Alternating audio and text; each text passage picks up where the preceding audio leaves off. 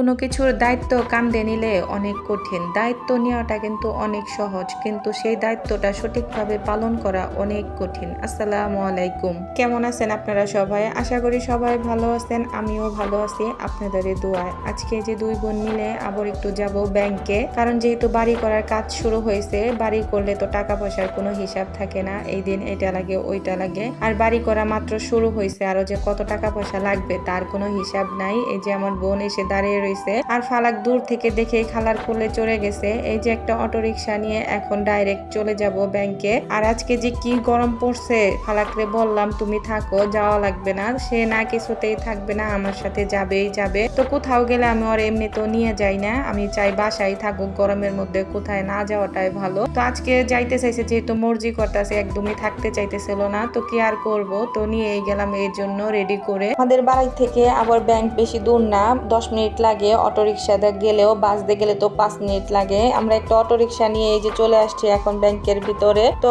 চেকটা একটু লিখতে এলোমেলো লাগে, তো আমি সবসময় এই আপাকে দিয়ে চেকটা লেখেই নিই, কারণ তার সাথে আমাদের অনেক ভালো সম্পর্ক হয়ে গেছে, যাওয়া আসা যেহেতু হয়, তো অনেক ভালো সম্পর্ক হয়ে গেছে। ওইদিকে ওই যে খালার ভাগ্নি কি যে করতেছে, মানে ফালাকটে নিয়ে আসা মানে অন্য একটা কাজ। এই যে এখন একটু চুপ করে বসে আছে, এই চুপচাপটা শুধু কিছুক্ষণের জন্যই, ঘন্টা খানিক বা আধা ঘন্টা, এরকম কোনো কিছুই না। কত যে তার মতো ছোট ছোট বাচ্চা দেখি কত সুন্দর করে চুপচাপ বসে থাকে, কিন্তু সে যে কেন চুপচাপ বসতে পারে না এটাই বুঝলাম না, এতটাই দুষ্টামি করে কি আর বলবো। আজকে ব্যাংকে গিয়ে তো নাচানাচিও করছে, যেহেতু আমার মোবাইলটা নিয়ে গান বাজায় বাজায় নাচানাচি করছে, এই কারণে আর ভিডিও গুলা করতে পারি নাই। এই তো টাকা ওঠানো শেষ, এই যে টাকা হাতে নিয়ে একটু আর কি ঢং করতেছি, একটু ভিডিও করলাম আর কি। তারপরে যে টাকা উঠলো, আরেক জায়গায় যাইবো, একটু কেনাকাটা আছে, সেই কারণেই তো আমার বোন একটু ভালো করে টাকাগুলা গুনতেছিল, কারণ ওইবার আমরা টাকা উঠাইতে এসে 2000 টাকা আমাদের কম হয়েছে। জানি না এটা কি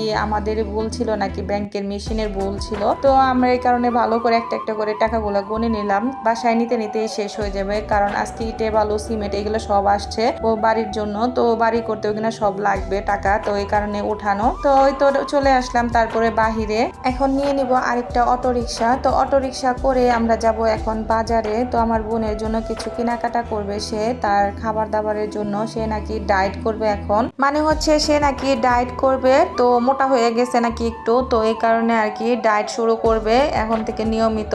তো এই কারণে, আর এই যে দেখুন বাজারের অবস্থা, পুরা ড্রেনের ময়লা উঠে এখানে যে কি জাম লাগছিল, আর ওই যে সামনে রাস্তায় নাকি কাজ চলতেছে, আর এত গরম আজকে কি আর বলবো। তো গরমের মধ্যে জাম লাগলে কোথাও তো আরো জীবনটা শেষ হয়ে যায়, তেনা তেনা হয়ে যায় এরকম লাগে। তার মধ্যে ফালাকরে নিয়ে আইসি, আরো অসহ্য গরম। তো প্রথমে আমরা একটা ছোট্ট খাট্টো আর কি ফাস্টফুডের দোকানে গেছিলাম, শুধুমাত্র একটু পানি খাওয়ার বা 7 আপ এইগুলো কোক খাওয়ার জন্য। তো ফালাক প্রথমে দেখে মজু চাইছে, তো মজু দিছি, তারপরে দই চাইছে, তো দইও দিছি। তারপরে আমার বোন রে বললাম কি খাবি খা, আজকের থেকে খায় এনে, কালকের থেকে আর খাবি না, আজকে ভালো করে খা, কালকের থেকে ভালো করে ডায়েট করবি। তো এখানে নিয়ে মজা করতেছিলাম, আমার বোনও বলতেছিল কালকের থেকে আর চিনি তেল জাতীয় এগুলো কিছুই খাবো না কালকের থেকে। আমি আচ্ছা ঠিক আছে, কালকের থেকে খাইস না, আজকের থেকে খাই শেষ কর। তো হয়ে গেল না কিছুক্ষণ, দুই বোন মজা করে হাসলাম। অর্ডার করছিলাম 2টা সিঙ্গারা, 2টা সমোসা, ওই পর্যন্তই যদি থাকতো ঠিক আছিল। পরে এই যে 3টা লেগ পিস অর্ডার করে যে ভুল করছি, একটু যদি মজা থাকতো আর একটু ভালো থাকতো, আমরা একটু খাই ওইখানে ওইভাবে রেখে চলে আসছি।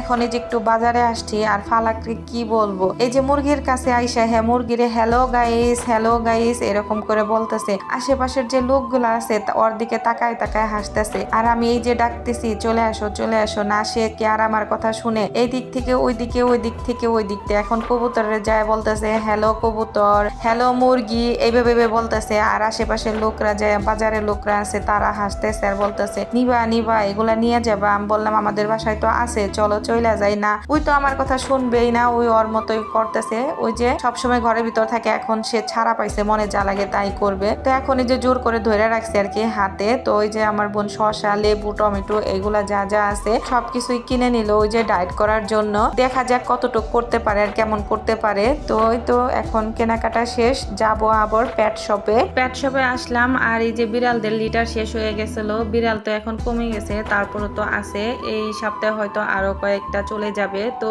ওইগুলার জন্য তো এখন যা আছে ওগুলাকে খাবার দাবার দিতে হবে। তো ফালাকরে এই জায়গায় কখনোই নিয়ে আসা হয় না, আর ওই যে আইসে এমন করবে এটা আমার আগেই জানা ছিল। এদিকে আমরা ক্যাট ফুড লিটার এগুলা কিনতেছিলাম, আর আমার মেয়েটা যে কি করতেছিল, এই মাছ দেখছে, মাছ দেখে তো সে এখন রেখে চলে আসবেই না, কিছুতেই আসবে না, কি যে গড়াগড়ি করে কান্নাকাটি, এমন অবস্থা। আমি কত জোর করলাম, কত কিছু বললাম, না আসবেই না, নিয়েই যাবে এই মাছ। আমি বললাম না এখন না, তুমি আর একটু বড় হও তারপরে নিব বড়গুলা, এখন নিলে এইগুলার কোনো কিছু করতেও পারবা না, আর বুঝবো না কোনো কিছু, অযথায় নিয়ে খালি ফালাই রাখবা। না আমার কথা শুনবেই না, কতক্ষণ খালার কাছে যায় বলে আন্টি আন্টি আমি এটা নিব তো আমি তো এখন না করে চলে আসলাম, কিন্তু খালা তো একটু হলো তো মায়া মহব্বত আছে, আর খালা তো মার মতোই হয়, তো সে জোর করে আমারে বললো মানা করো না, থাক কয় টাকার দাম, দুইটা কিনে আই দাও, এমন করো না। তো তারপরে তার খালাই তাকে এই যে মাছটা আর কি, মাছের একটা ছোট্ট এটা কি বলে কাঁচের জার আর ওই যে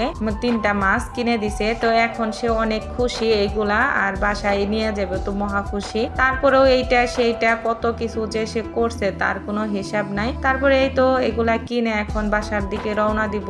আর আজকে রাস্তাঘাটের যে অবস্থা, তার উপর ছিল এতটা গরম, মাথা পুরা শেষ হয়ে গেছে, আর ফালাকরে নিয়ে গেলে তো আরো বেহাল অবস্থা হয়ে গেছে। এখন এই যে বাসায় এসে এগুলা ঠিক করলাম, এই যে মাছের জারটাও ঠিক করে দিলাম, মাছগুলাকেও, যেহেতু অনেকক্ষণ পলিথিনের ভিতরে ছিল, ওই ভাইয়াটা পলিথিনের ভিতরে দিছিল পানি সহ, আর এখন এটাকে দিয়ে সুন্দর করে দিলাম। তো আম্মা জান তো দেখে আমার ভীষণ খুশি। তো আজকের ভিডিওটা এই পর্যন্তই, এখানেই শেষ করে দিব। ভিডিওটা ভালো লাগলে অবশ্যই লাইক কমেন্ট শেয়ার করে দিবেন, আর সবাই পাশে থাকবেন, পাশে থাকলে তো অবশ্যই পাশে পাবেন। আজকের মতো এখানে বিদায় নিয়ে নিচ্ছি। আসসালামু আলাইকুম, আল্লাহ হাফেজ।